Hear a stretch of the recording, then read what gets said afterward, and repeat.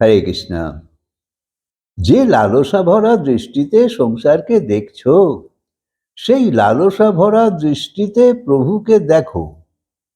তাই দেখো, ভাবো কবে এমন দিন আসবে যখন সকাল থেকে রাত পর্যন্ত প্রভুর স্মরণ চলতে থাকবে, ভগবানের ভক্তদের সঙ্গে সঙ্গ পেয়ে যাবে। তাই সত্য হৃদয় নিয়ে আর প্রভুর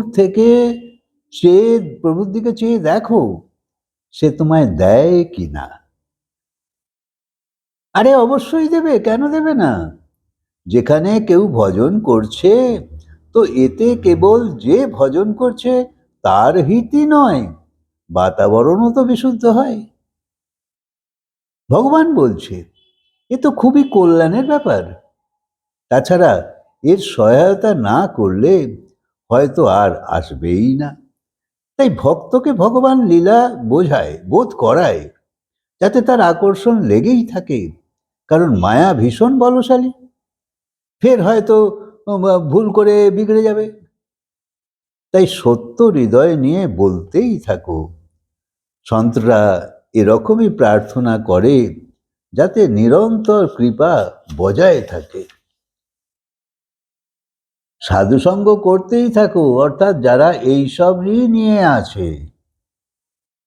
জন্ম থেকেই তো সংসারে মা বাবা ভাই বোন ইত্যাদি ইত্যাদি যারাই আছে, তাদের থেকে তো কিছু চেয়েই আসছো।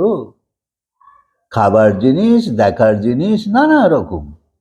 আর সেসবের সঙ্গে অ্যাটাচমেন্ট হয়েও যায়। কেউ জন্ম থেকেই নেশার জিনিস চায় না, যে না হলে আমি মরে যাব। চা দাও, কফি দাও, এরম তো বলে না জন্ম থেকে। তাই মায়ের শরীরে দুধ খেয়েই পা তুলে তুলে আনন্দে প্রকাশ করে। পেট ভরে খেলেই খুশি। কখনো কি বলছো যে এতে চিনি মেশাও, না হলে খাবো না? কিন্তু বড় হতে হতে আমরা সমস্ত সমস্যা একটার পর একটা তৈরি করতেই থাকি, দেখে শুনে বুঝে ভেবে এইসব ভাবে। কিন্তু যারা মর্যাদা বুদ্ধি নিয়ে আছে, সে সুন্দর জীবন বানাতে পারে। যদি ভাবো যে এর দ্বারাই আমার স্বার্থসিদ্ধি হবে, তো লাভই লাভ। তখন পরিবারে ঝগড়া অশান্তি হয়েই চলেছে। তো যে ঘর মন্দির হওয়ার দরকার ছিল, সেখানে যুদ্ধের স্থিতি হয়ে যায়। কিন্তু যেখানে প্রেম এবং সদ্বুদ্ধি থাকে, সেখানে শান্তি নিজে নিজেই এসে যায়। ঝগড়া উদ্বিগ্নতা তখনই হয় যখন অপরের কথা শোনার আগ্রহ ছেড়ে তাকে বদলাবার চেষ্টা আমরা করি। কিন্তু ঠিক এটাই, যে নিজেকে বদলাও তো সব বদলে যাবে।